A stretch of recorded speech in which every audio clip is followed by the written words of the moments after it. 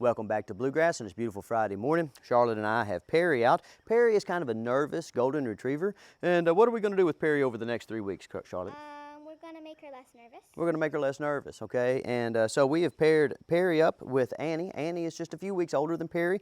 Now, the big difference between Perry and Annie is that Annie has had a lifetime of being around positive people, a positive mentor group of dogs, a positive peer group of dogs, and also she's been exposed to tons and tons of physically and mentally challenging activities. So basically, what we're going to do is we're going to let Perry, if you look at her, she looks a little bit like a sad sack, right? She's like a little bit like, I don't like being here. I don't like that camera pointed at me. But we're going to take and we're going to turn that frown upside down over the course of the next few weeks. And we're really going to do it with a very simple process. We're just going to put the dog in a bunch of situations where she learns to like overcome adversity, and overcoming adversity is going to build confidence, right? Okay, so Charlotte's going to follow me around. Come on, Charlotte. And we're going to start off with simple things. Now, the first thing I want you to notice is that there are, we have Annie, and we have Millie, and we have Woody out. And having these other dogs out kind of sets the emotional stage for Perry. I mean, she looks at all these other dogs and she says, well, they're not nervous. And that kind of helps her not be nervous, okay? But then as we start to work on our Exercise with Small Challenges course, which is where we teach our vocabulary and our basic physical skills, Perry's going to look at all these things and she's going to be like, hey, why would I want to do that? I don't think I can do that. And what we're going to do is we're going to show her that, like, the kind of stuff that we do is fun, okay? But now here's something that a lot of people with nervous dogs miss. The things that you do with your training that you want to be fun to build confidence, okay, you can't just be doing fun stuff, okay? You have to challenge the dogs. You have to put the dogs in situations where, they think they can't do things, and then you show them that they can do things, right? So I'm kind of just leading Annie around, and then Charlotte's kind of directing Perry. And Perry's just going to kind of follow Annie around. And every so often, Charlotte's going to try to give her a treat and give her a little bit of love and attention. Come on, Annie. And then each time that we come out here, she's going to have a little bit more confidence in terms of of negotiating these obstacles. And you can see right here, okay? Now this is a good point. Let me come back here and help you for a second. This is a really good point. Okay, so we take this little dog in, we try to put them around a positive mentor group of dogs and a positive peer group, and we try to set up, situations where we can, help the dog overcome that natural tendency to kind of give up, right? For this dog to buy into what we're doing, she has to feel like Charlotte is a kind handler, okay? She has to feel like Charlotte has her best interest at heart. But unfortunately, sometimes when someone's just kind, okay, there's kind of a poverty of low expectations that comes into play. So if Charlotte is just like worried about what Perry feels in this situation, if Perry feels like she doesn't want to do that, what might a really kind person do? Not make her do it. Not make her do it, okay? That's kind of like not making you do your homework, right? Okay, does not making a child do their homework, does that help them be a good adult? No. Okay, so this is Perry's homework, and we have to be kind but firm leaders, okay? So I'll trade with Charlotte for a second because I'm a little better at being firm than Charlotte. And I'm going to come over here and I'm going to be really nice to Perry, but I'm going to tell her I don't have that. I do not suffer from that poverty of low expectations, okay? She's going to have to come up here and she's going to have to put a little effort in, and I'm not going to accept anything less. Come on, nerd. Very nice. Now, see, I'll get down here with her. I'll show her what's possible. I'll use my body to kind of pull her along, right? She sees these other dogs doing stuff. She's a little bit nervous, but my overall demeanor is telling her that this is not optional, okay? Come on, up, up. Very nice. And you can see right there, see her head starts to dart off to that side, starts to dart off to that side. But I've taken my left hand and I've slid it down here where I control her head. Where her head goes, her body goes. Come on, you can do it. Now look at this. See this posture? This is her telling me what? That she doesn't want to do it. She doesn't want to do it, and she's looking for a way out, okay? Guys, how many times have you run into that with your own dogs? You try to get them to do something, and they're looking for a way out, okay? We don't want her to look for a way out. When she's faced with stress or trouble, I don't want her ever to look away. Where do I want her to look, Charlotte? At you. At me, right? Okay? And so this is going to be a little touch and go at first because she's going to want to look away. But what she's going to learn is that the way through adversity is looking at me and following me and seeing what these other dogs are doing. Come on, nerd, you can do it. Now, if I have to move back here and take some options away from her, then I will. Very nice. Okay, Look at her body posture. You see that this ears down, tail tucked. She's a little bit worried. Okay, Charlotte, move that way just a little bit. But we're not going to accept this dog not living up to her potential. Very nice. Very nice. Now we get her up here on this. This is a little bit scary, so I'm going to give her a little time to acclimate. And every so often, I'm going to try to say, hey, listen, I appreciate you making that effort. Now watch, right here, you see I clicked and I tried to treat and offer her a treat. Sometimes when you put your dogs in situations like this, maybe you're going to click and treat or tell them they're a good dog or whatever, and they're not going to seem particularly receptive to it. It would not have surprised me at all if when I went to give Perry that treat there, she didn't take it. That's not the important thing that in this situation. The important thing is for me to express my pleasure and my support for the dog's effort. Okay, so if they're a little too nervous to take the treats when you're putting them in, you know, like tough situations, don't worry about it. Still offer, okay, but don't take it personally. If they don't take the treat, don't run down to the pet store and get a different treat. None of that stuff, okay? Just offer. It's all you can do sometimes. All right, Charlotte, you keep going. Okay, now some of you guys have dogs like Woody, and you have the exact opposite problems of the kind of problems you have with Perry. Woody's too confident. He's into everything. Come on, Perry, you can do it. Now, see, she put her head down. She starts smelling here, okay? All right, so we're gonna go again here.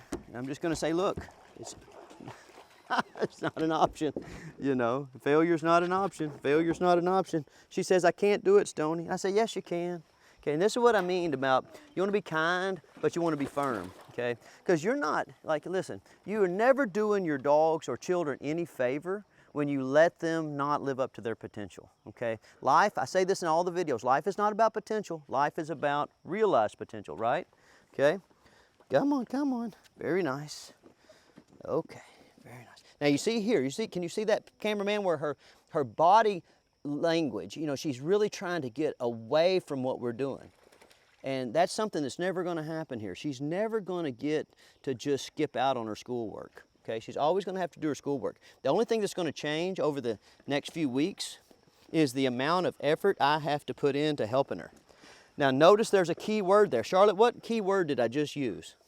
Realized potential? Well, realized potential was one, but right there where I said I was going to help her, okay, I said I was going to help her, not what? Do it for her, right? You see what I'm saying? Okay, go ahead and go down that way a little bit. Okay, so when you're out and you're working with a nervous dog, a lot of times, like I said, a kind, you know, dog trainer, a kind owner, will get in a habit of doing things for the dog. How many dogs have you seen where their owners are, you know, they're adult dogs, their owners are picking them up and putting them in the car. You know, their owners are coddling them at the vets, and the dogs have to be medicated to go to the vet, things like that, right? Okay, so if you want to help a dog that doesn't have a lot of natural confidence, or maybe it's a little under-socialized, listen, guys, you have to help, but you can't do it for them. Come on, nerd. Very good. Very good. There we go. And see, whenever she drops her head and she starts to smelling around, what she's doing is she's saying, I got to investigate this, Stonnie. I don't know what this is. I'm a little worried I could fall down. And she doesn't really realize that we're only, 10 inches off the ground. Very nice. Very nice. Okay, all right. Up, up. Very good. Now, okay, this dog and this dog got here on the same day. What, 2 days ago, cameraman? Okay. Rufus just came from some pound down in Tennessee, you know, and this dog lived in New York City and Louisville and big cities, right? Okay, again, adversity has some positive externalities, okay? Like, and you got to be really, really careful that you don't feed into the idea that your dog needs to be protected from everything all the time. Easy. Okay, now we're going to go through what's usually a pretty hard one. When dogs see this tire, like, they can't figure out that this hole is not dangerous, okay? So I don't know how easy it's going to be to get her to come through this hole. I'd be really happy if she just follows Annie right through there. Come on, you can do it. And that's what I was expecting. She starts to put her head through there, and she's, oh my gosh, that's a hole of death. I can't do that. So I'm going to come back here. I'm going to help her very slowly. She's like, can I do it? I do it very nice. Now the slide starts to get slippery, and our whole Small Challenges course is set up so that it provides an extreme range of toes to nose stimulation, okay? There's a lot of experiences that we mimic on the Small Challenges course that allows us to successfully go out into our pre-adventure area. And then once we've knocked out good off-leash training in our pre-adventure area, it allows us to go to our farm. And then we're just off to the races. We can go to parks and we can go to cities and all that kind of stuff. Very nice. Go on down there. Easy. Very nice. Okay, now we've almost made one complete cycle here. Okay, and once we do one complete cycle, then we're going to stop. Again, cameraman, can you see the posture of the dog trying to get away? Right. Okay. And that's what I want you guys to notice, because I'm going to make some more videos with this dog over the course of the next few weeks, and I want you to watch her posture change. I want you to watch the way, go ahead, Charlotte. I want you to watch the way she matures and she gains confidence. And it all comes from just challenging her and letting her, you know, learn to realize her full potential, okay? Guys, adaptation and growth comes from stress. So with a confident dog, you have to put them in a situation where you can stress them a little bit, and that forces them to get in touch with their true inner self. It brings out their resilience. Very nice. Okay. All right, and we're almost back at our starting point. Okay. Oh, very nice. Okay, now switch back off with Charlotte. Good. Okay. All right, Charlotte, you can take that dog over there while I finish up. Now, cameraman, I'm gonna do it one time with Annie. Come on, Annie. Now, when I get back to, you know, as these weeks go on, I show you more videos of that golden retriever. What you're going to notice is that, like, this is what that nervous, shy dog, is going to turn into. She's going to turn into a happy-go-lucky dog that looks forward to coming out here and doing her schoolwork, okay? She's going to carry herself a lot differently. Her body posture is going to be forward. Her head's going to be up. Her eyes are going to be out. And she's going to, you know, look at running into challenges in life as something that's awesome.